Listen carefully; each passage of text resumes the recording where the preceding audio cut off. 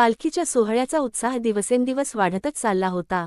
या सोहळ्यासाठी असंख्य भक्तगण श्रीदेवांसमोर पेढे, बर्फी, खारीक, नारळ, उदबत्ती, कापूर इत्यादी जिनसा इतक्या अपार प्रमाणात आणून ठेवीत असत की त्यांचा जणू काही पर्वतप्राय ढिगच पडला आहे असे वाटत असे। पालखी संपल्यावर श्रीदेवांपुढे आलेले सर्व पदार्थ प्रसाद म्हणून सर्वांना वाटीत असत। श्रीदेवांपुढे धान्यसुद्धा खूप मोठ्या प्रमाणावर जमा होत असे।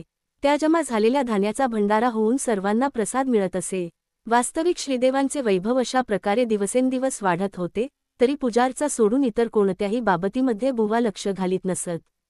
ते अगदी अनासक्त वृत्तीने सर्व व्यवहार करीत असत। सर्वच बाबतीत बुवांची वृत्ती अत्यंत निस्पृह होती व आपण स्वतः घालून घेतलेल्या व इतरांना घालून दिलेल्या नियमांचे काटेकोरपणे पालन व्हावे याबाबत त्यांचा कटाक्ष असे। एकदा श्रीरामभाऊ सबनीसांनी बुवांना एक धोतराचे पान दिले।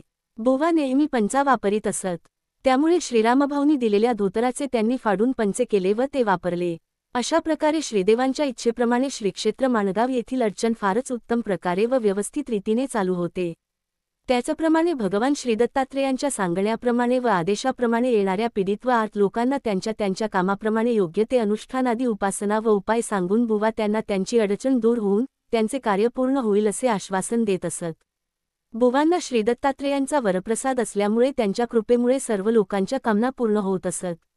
भगवान श्रीदत्तात्रेयांनी या देवस्थानाच्या संरक्षणार्थ आपले गण ठेवले होते, त्यामुळे तेथे येणाऱ्या लोकांपैकी कोणीही जरी कसलाही गुन्हा केला तरी तो तात्काळ उघडकीला येत असे।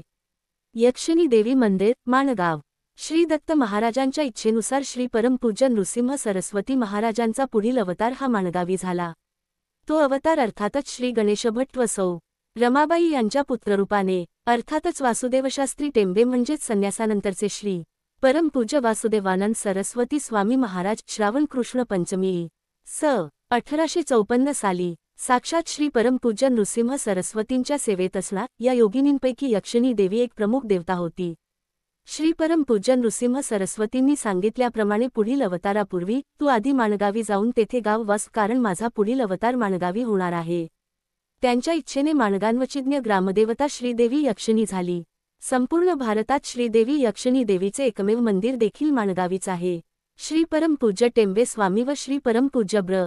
सीताराम महाराज यांचे जन्मस्थान व ग्रामदेवता श्री यक्षिणी मंदिर हे जवळच आहेत।